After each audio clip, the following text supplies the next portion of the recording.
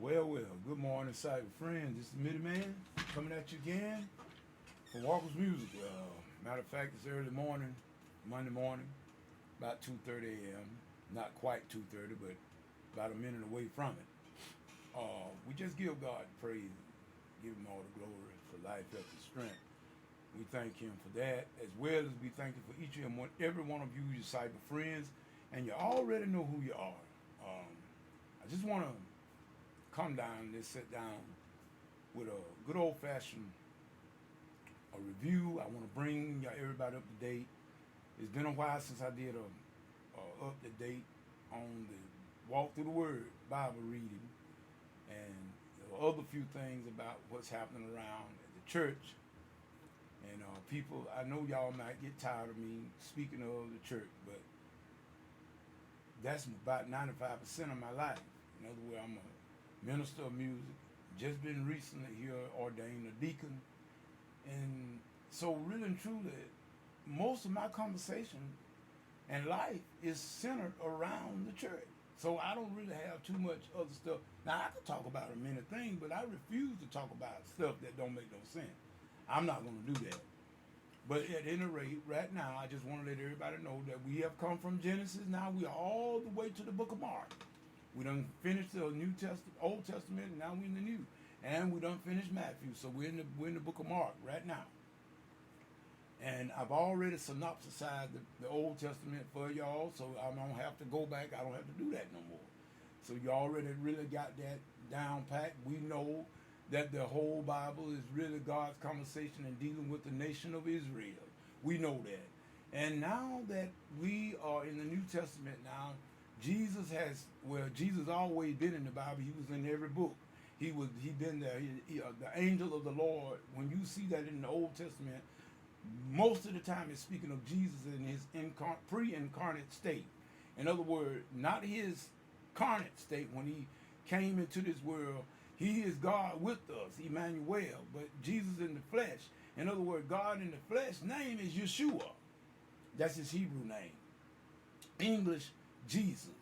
In other words, but before he came in the physical body, he manifested himself in the Old Testament as the angel of the Lord.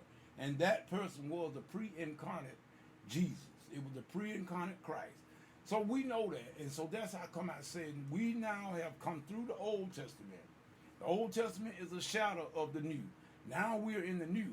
The New Testament is the revealing of the Old. That's what it is. But all of it is relevant. Every bit of it is relevant.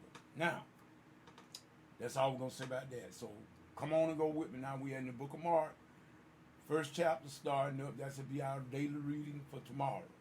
I normally read twice a day, people, believe it or not. Once in the morning, again at night. Just according to how the Spirit leads me. I want to ask y'all something. I want to tell y'all something.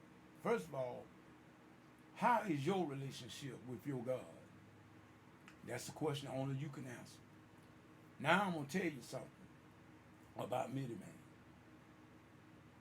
I can do nothing. Neither can you. But I can speak for me. I can do nothing without Christ. Amen.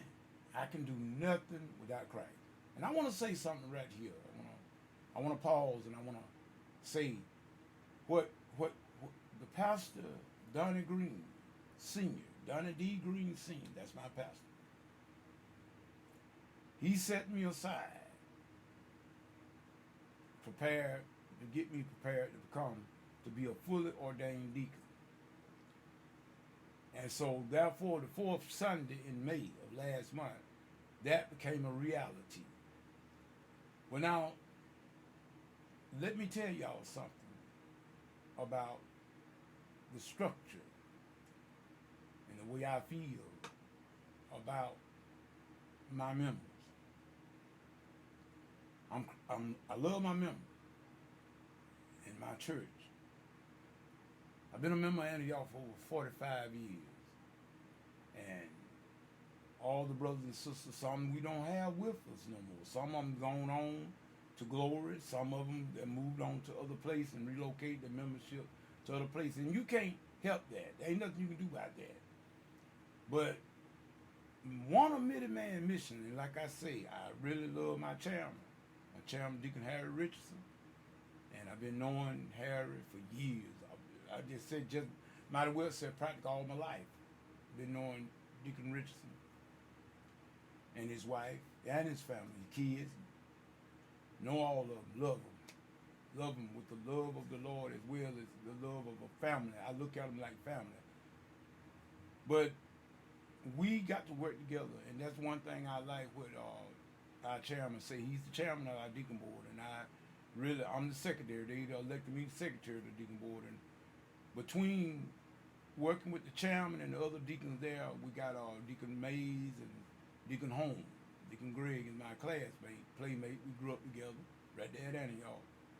But it is my prayer and hope that we can work with the chairman along with the leadership of our pastor, and we can turn some things around at Antioch. That's what, and believe you me, I do not intend to make it hard. I want to work with everybody, but we got to do the right thing. Middleman not gonna go with nothing wrong. Now I'm look. Let me tell y'all this right now. This go for the membership as well as anybody else. If you are right, and you come to me, I'll stand with you, no doubt. Cause I'm gonna stand with my pastor and my chairman. But even them, they got to be right. Oh yeah, they got to be.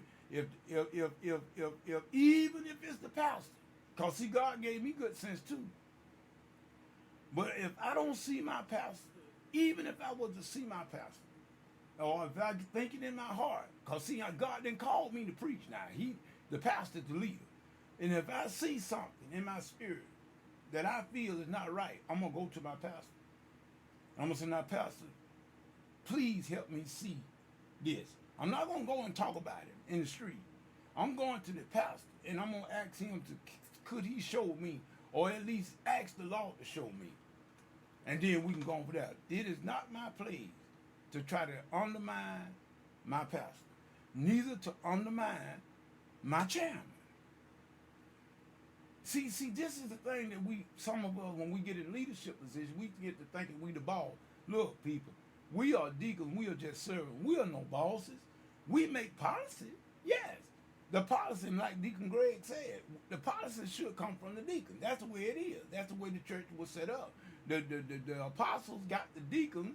He told the people to pick them out, and they would delegate him the authority to look after the welfare of the church. In other words, in that particular time, the question came up about the daily distribution, and the Greek thought that their widows were overlooked. Therefore, our office came available right then. That's when the office of a deacon came open to make certain that this business was taken care of. And things were added on over time. Y'all know how we get things. You know, we can take 2 laws and make 20. But as it came along, that more responsibility was delegated to the deaconship. And that's where it come from. But from the beginning, from the originality of the thing, look, deacon, we are not above the pastor. No. We assist the pastor. And in fact, whatever the pastor decides. Now my chairman gave me a book, and I love that book. I got it right over there right now. And I read it every day, just about. I read some more and more and more and more. But I'm not ignorant to the fact that, because I've been a member of Antioch over 45 years, and I've been up under some great deacons at Antioch, from Deacon Love Brown, Deacon Freddie Gifford, Deacon Fred Holmes, Deacon Felix River Sr. We had some, I was up under some of the best deacons that you could have. And I watched them from a child upward, and I saw the way they took care of business. Matter of fact, I was a delegate to the union meeting and the association and all that, particularly in the Sunday school convention. I used to go. When I was growing up, I used to be in all the meetings. I know how church business is supposed to be ran. And like I say, it is our job as deacons to work with our chairman. Whatever the chairman asks, I don't care what Deacon Richardson asks me. If he asks me, could I come to the church and do such and such, it makes no difference. I'll try to get there and do it. And if I can't do it, I will let him know that I can't. But I'm not going to tell a lie and tell him one thing and do another. That's not me. I don't work that way. And I'm telling all the church members, if you're a church goer out there, this is the way it's supposed to be done. Everything's supposed to be done decently and in order. inside the church. We need to stop. You trying to be a long range out there, the devil gonna tear you up. You trying to stay away from the church because you got offended by somebody said something that you didn't like. Let me tell y'all something. People have been saying stuff about me for years that I didn't like. But that didn't stop me from going to my church.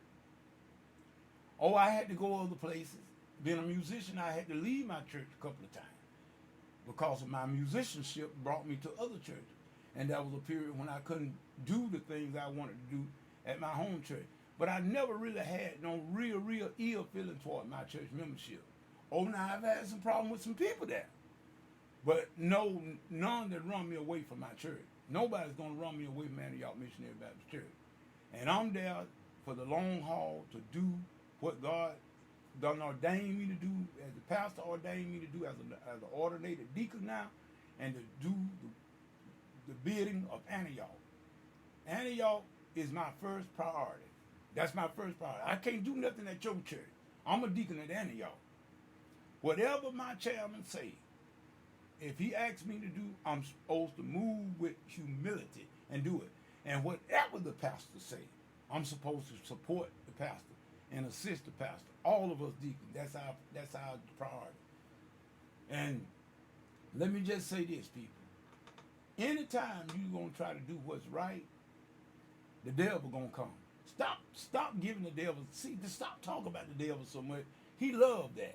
He loved for us to talk about him and glorify him because, that's what he wanted from the very beginning. He was jealous of God and he wanted praise. And when we always hollering the devil, oh, he loved that. But let me tell you something. I know the devil's scheme. I've been out here long enough and I done did everything under the sun. Vanity of vanity. Yes, I admitted, man, Ernest done some of everything. I can't sit here and judge nobody because I done some of everything under the sun myself.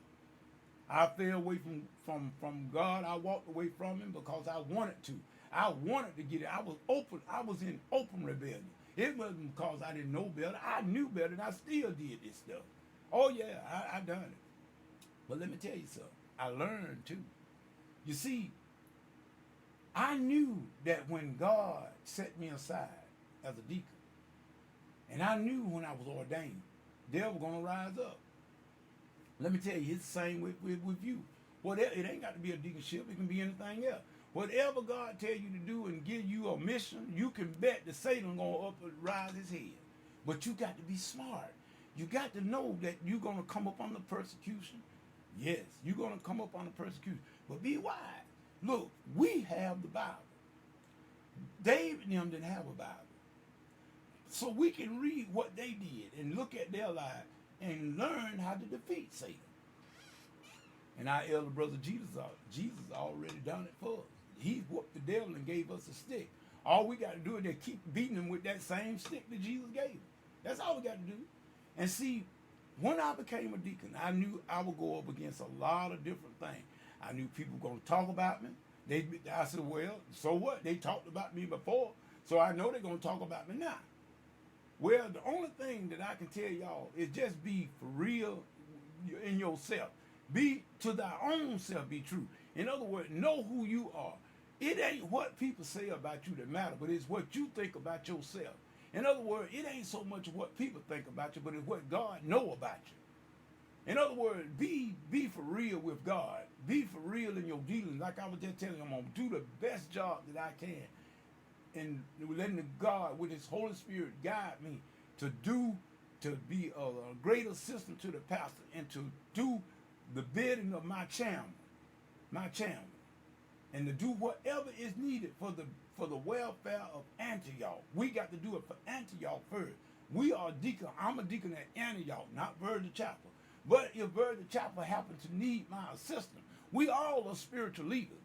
So therefore, now what I'm saying, that don't mean that I fail to be a deacon when I leave Antioch. No. I'm yet a deacon, but see, I perform the function at Virgin Chapel. The only way I can perform the function of a deacon at Virgin Chapel is they allow me to, and they grant me the permission to use my authority there as a spiritual leader. In other words, like we did communion today, that means serving of the communion, prayer, whatever.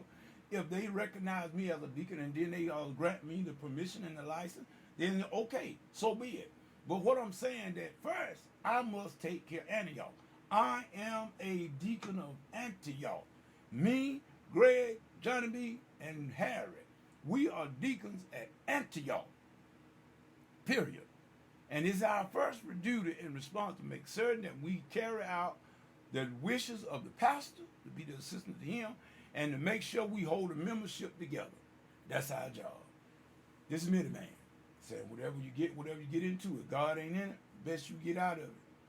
And remember, people, the devil gonna come when you decide to do what's right. You can count on the devil showing his head. So don't worry about the devil that much. You already know he coming, so just be ready for him when he comes and tell you not to do this and not to do that. You do just the opposite of what you tell you to do, and you'll be all right. This is Middleman. To the next video, next Bible study. Peace. And good morning, I should say.